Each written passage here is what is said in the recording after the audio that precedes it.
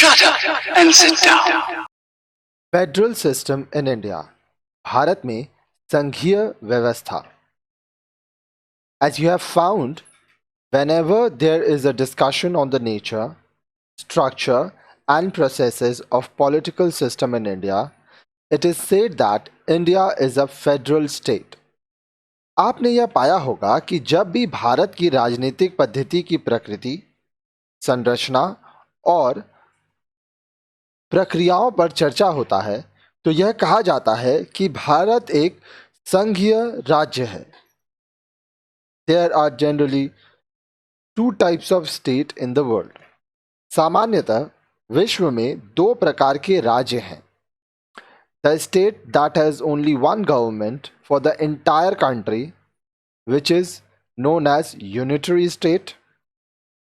देखिए, वह राज्य जहां पूरे देश में केवल एक ही सरकार हो उसे एकात्मक राज्य यूनिटरी स्टेट कहते हैं. The United Kingdom has a unitary system, but there are states like United States of America and Canada which have governments at two levels, one at the central level and the other at the state level. अब देखिए, United kingdom एक एकात्मक राज्य है, लेकिन संयुक्त राज्य America USA तथा कनाडा ऐसे राज्य हैं जहां दो स्तर पर सरकारें हैं, एक केंद्रीय स्तर पर और दूसरा राज्य स्तर पर. Besides having two sets of government, a federal system must have three other features. 1. A written constitution. 2. Division of powers between the central government and the state government. And 3. Supremacy of judiciary to interpret the constitution. अब देखिए, दो स्तरों की सरकारों के अतिरिक्त संघीय पद्धति की निम्न विशेषताएं होती हैं. तीन चीजें आवश्यक होती हैं.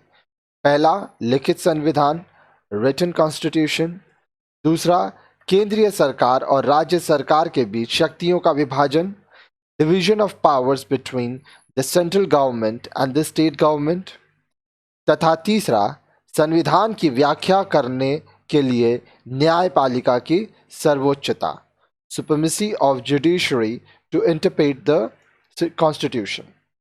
India also has a federal system having all these features but with a difference. Bharat की संघीय पद्धति भी ये तीनों विशेषताएं हैं. ठीक है, let us examine the nature of Indian Federation. आइए भारतीय संघीय पद्धति की प्रकृति का परीक्षण हम करते हैं. ठीक है, नेक्स्ट वीडियो में आप पढ़ेंगे characteristics of the Indian federal system.